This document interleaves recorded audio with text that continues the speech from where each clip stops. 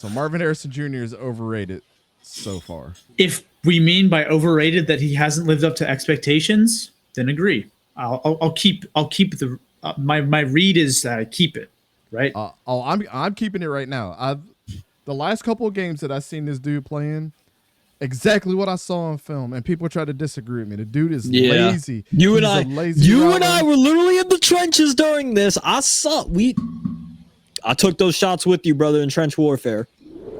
He's a lazy route runner. He's a lazy blocker. He just looks lazy.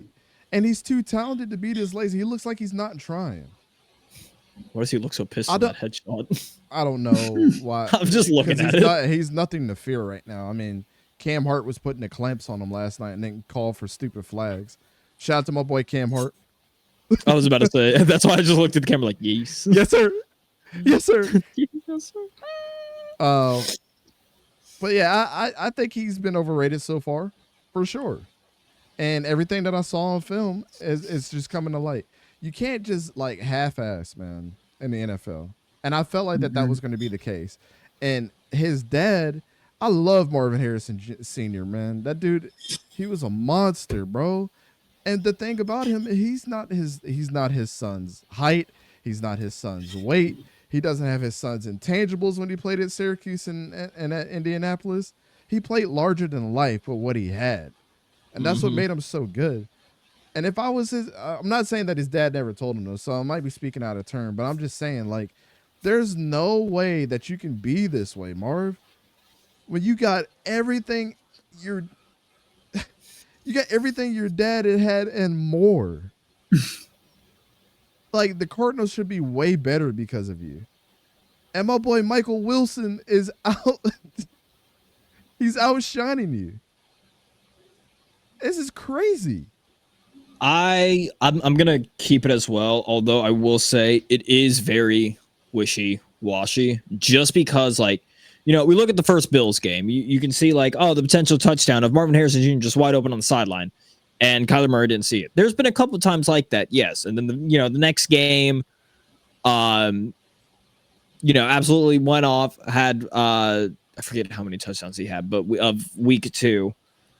But and then, made the comment of, like, I know that Kyler had 4 incompletions, all to me. That's not acceptable. It's just, you'll have performances like that, but then you'll have performances like week 1 and last night, where, again, much like you and I said on the film study, Clee, you were safe from that trench because you weren't with us yet. But Dante and I were fucking battling it out in the trenches with that. Of just lazy blocker, and sometimes it's just like, lazy reload my gun. Source, like, I'm trying. Reload. It was literally like just feeding him the, like, fucking receipt length of just a magwell for the LMG. But yeah, it was just, sometimes it would just be lazy route running, lazy blocking, and it's just, if it were a run play, he would take maybe 2 steps and just put his hands up and just look towards the running back to see what it was. If it was like, if he knew that the ball didn't go to him, he was not going to put effort in at times in Ohio State. And again, before all the haters start typing over there, go back in the film study and watch it. Even though by this point, I'm sure you probably already left a comment. So my words are now sounding like Charlie Brown's teacher of just nothing to you people. But yeah, I'm going to keep it. Don't be watching nothing, bro. Just swear up and down the player is what he is. And it's like, bro, I get it. We're not saying that the dude doesn't have talent and he wasn't the #1 prospect at wide receiver. But damn, try, Marv. Let's not act like there were some receivers. I'm not saying there were some receivers just better than him in overall. But, like, let's not act like he was the perfect receiver all around. There were other receivers that were better at certain aspects of the game than he was. Not of the game, but, like, certain aspects better of being a wide receiver than Marv was by, like, a fucking mile.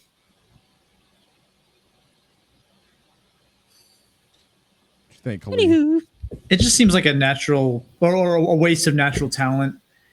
And again, it's so early in the kid's career, so it's not like we're saying in the end he's already doomed for failure.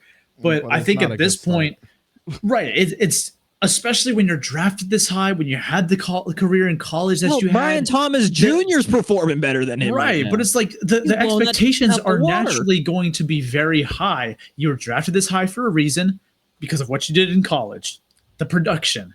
However, like y'all are saying, there were signs that maybe he wouldn't. There was a lot of reason to think he would, but there were signs to think that he wouldn't.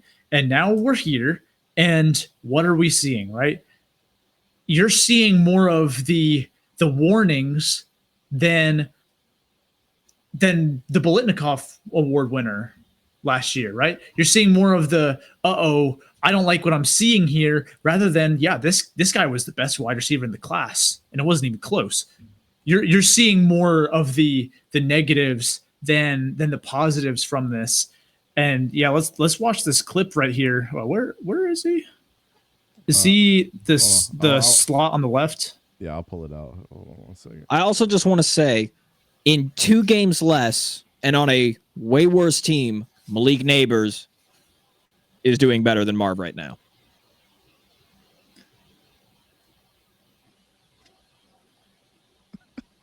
Look, yeah, he gets out of his.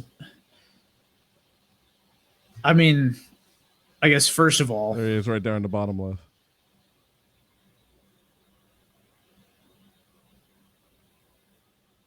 Hike.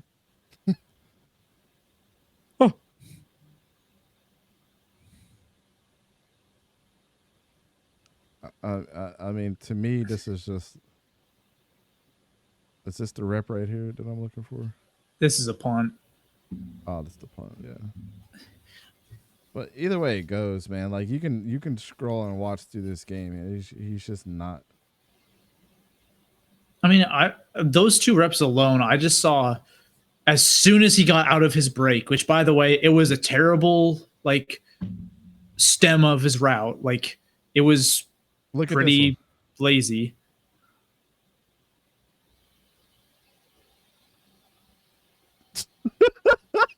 I mean, it's like he's literally just running. He's not varying his release at all. He's not, trying to stack the receiver or the corner. He's not doing anything other than just like running in a straight line, which is just not what you want to see, especially on his first couple route. Okay, that right there is just good job selling the pass, dog. Like, sure, it may have been inconsequential, but it's like it's the effort. It's all of that stuff that you aren't seeing out there on those examples. That's kind of disappointing, especially because it's not going to show up on stat sheets. Yeah, and we saw 3 reps, right? A slant, a dig, and a fly, a fade, whatever you want to call it.